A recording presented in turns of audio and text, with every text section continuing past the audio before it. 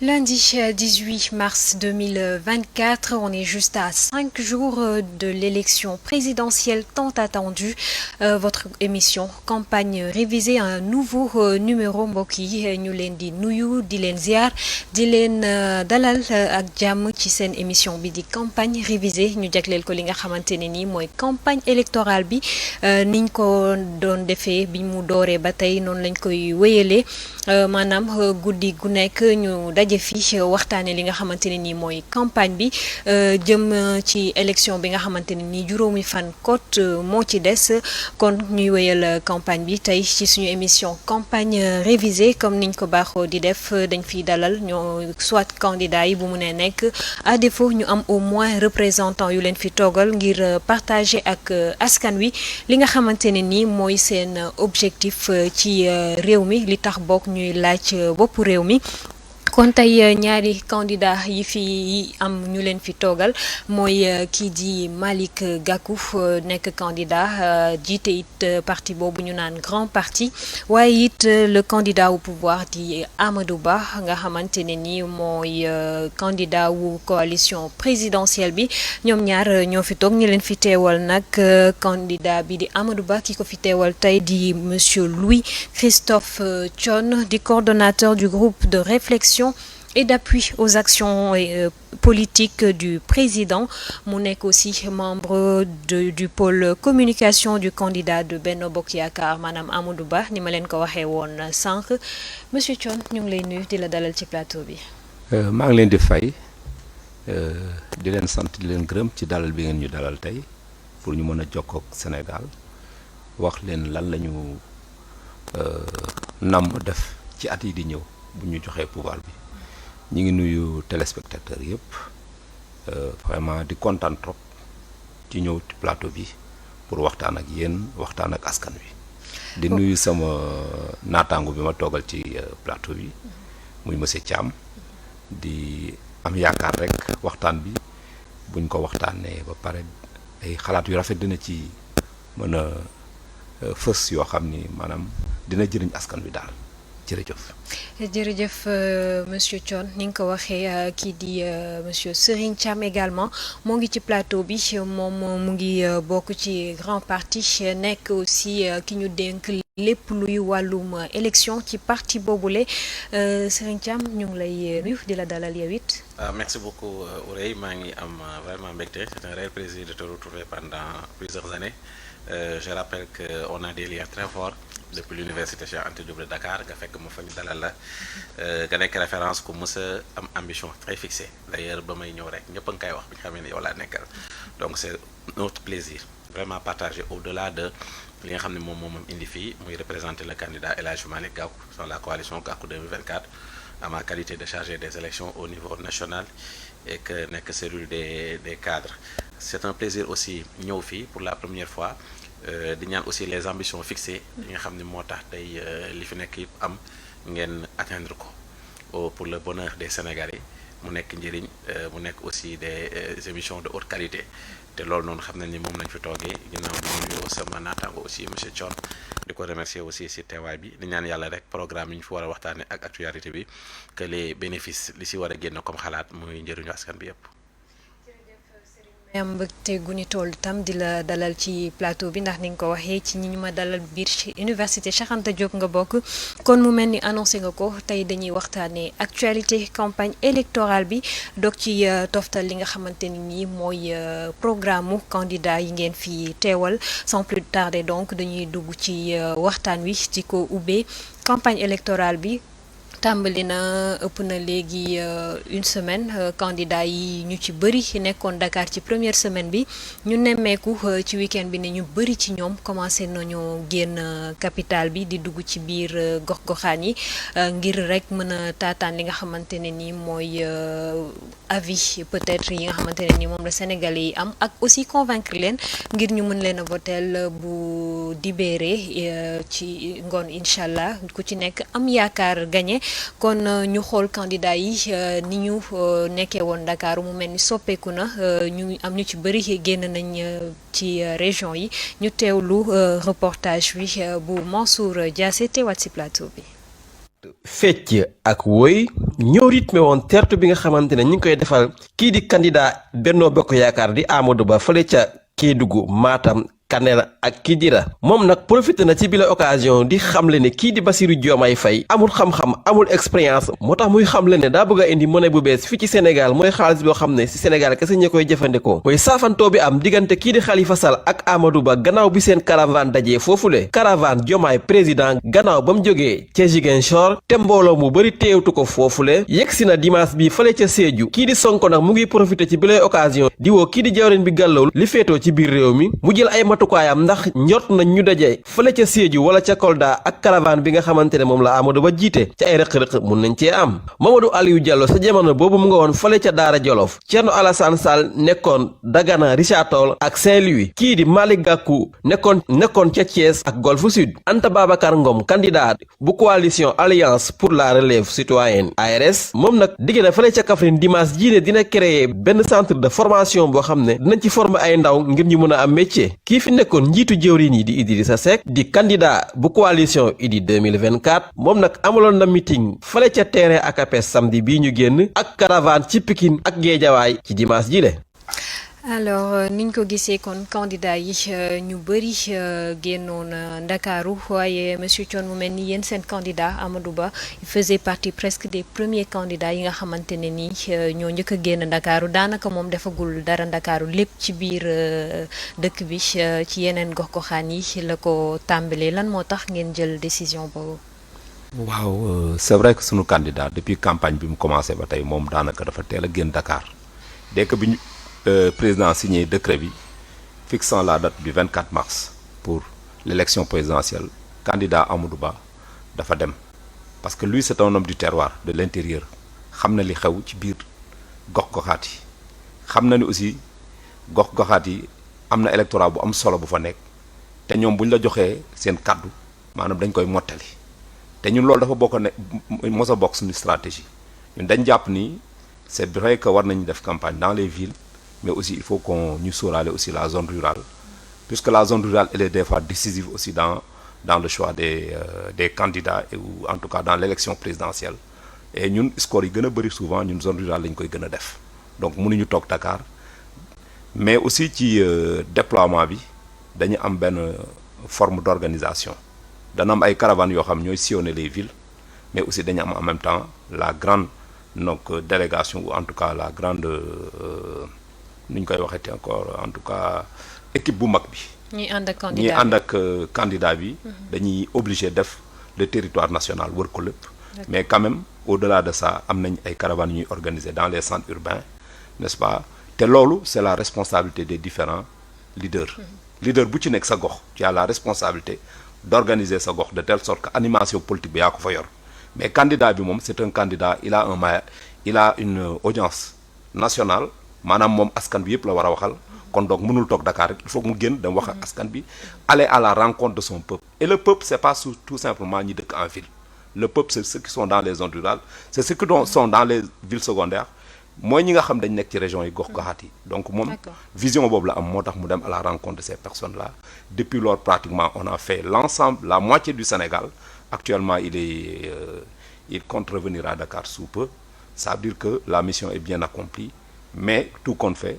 c'est une stratégie ñun noonu la ñuy liggéey maanaam dafa am ñoo xam ni ñooy yor seen animation base mooy les grands responsables politiques dañuy animer seen base mais le leader lui il se déplace sur le terrain au niveau national. loolu mooy suñu stratégie ñun. est-ce que du stratégie boo xamante ne ni tam yéen a ngi ko jëlee ci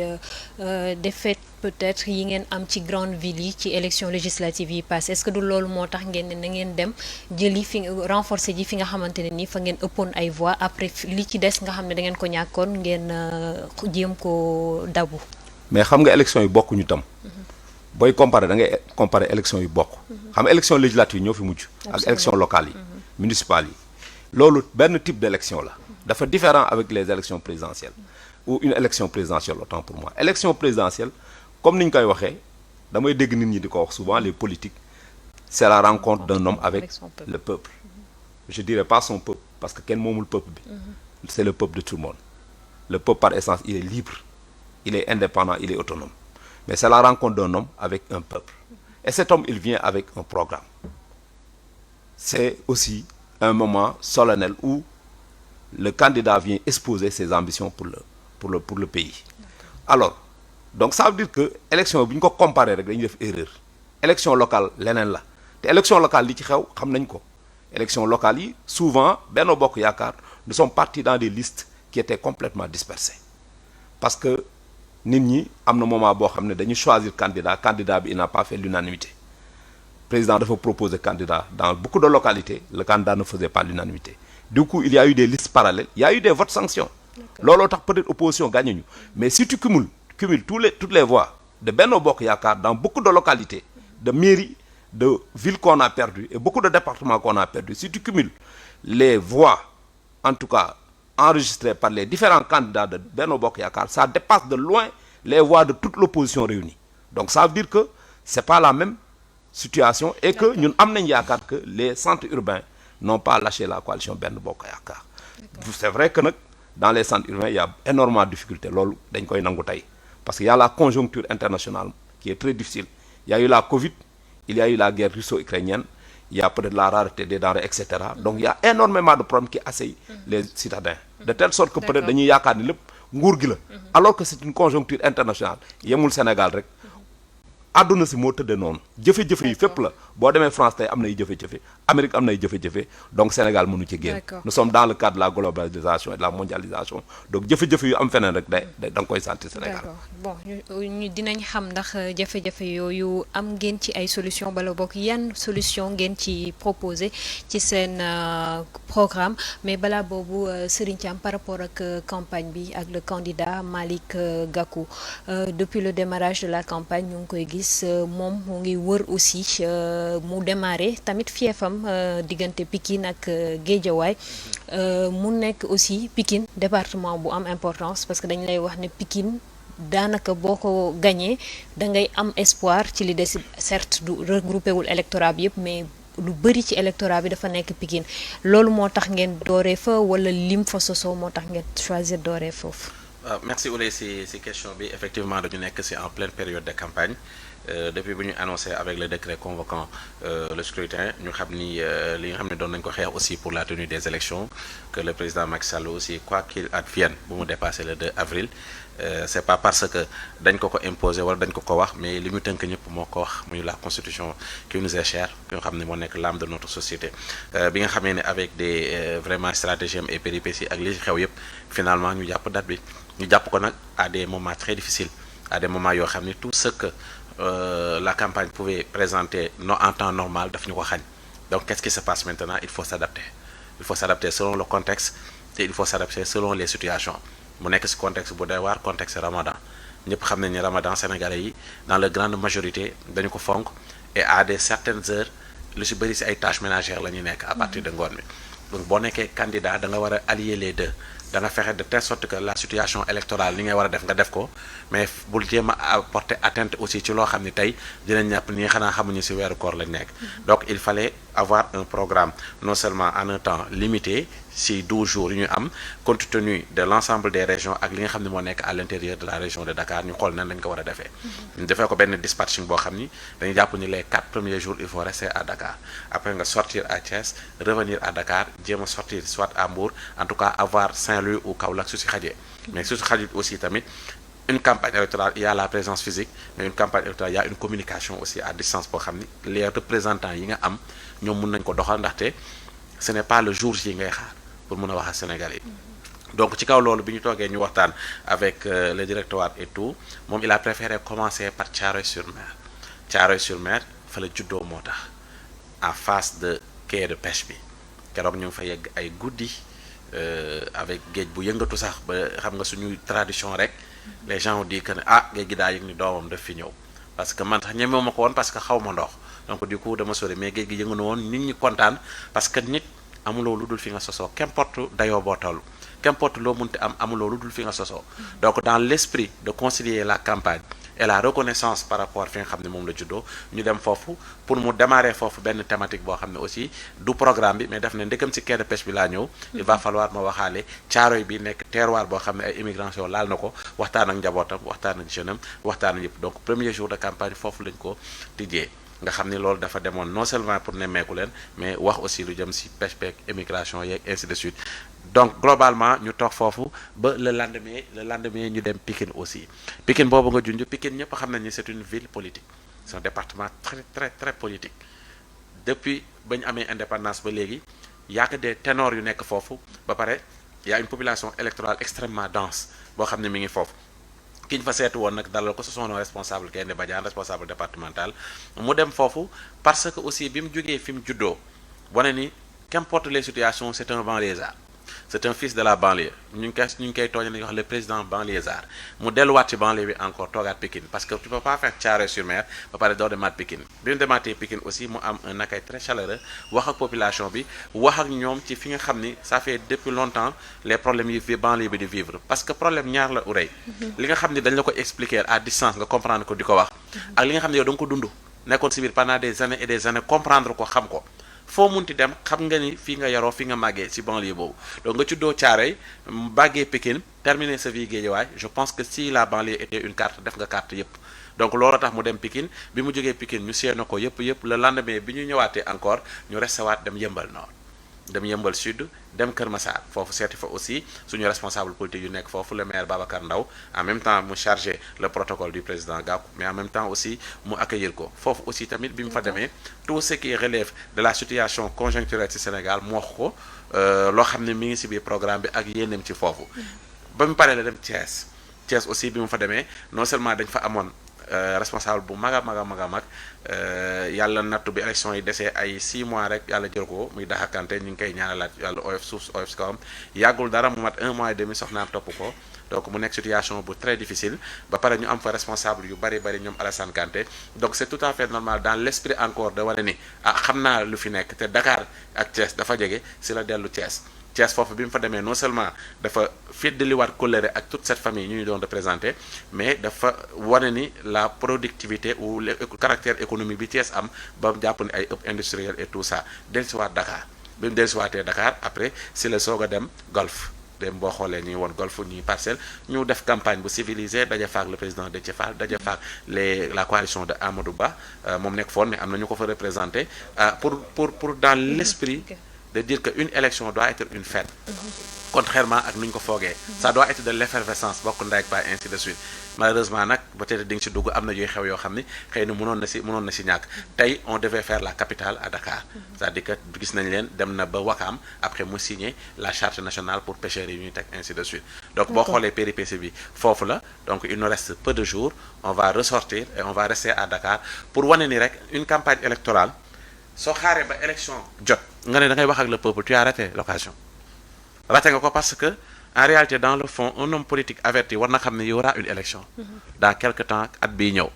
cela nous a permis même si dans les conditions très difficiles yi nga xam ne temps bi mayewu ko mais heureusement on a su toucher à l'intérieur du pays parce que ñi seetlu ñëpp gisoon nañ le président Malick toowul woon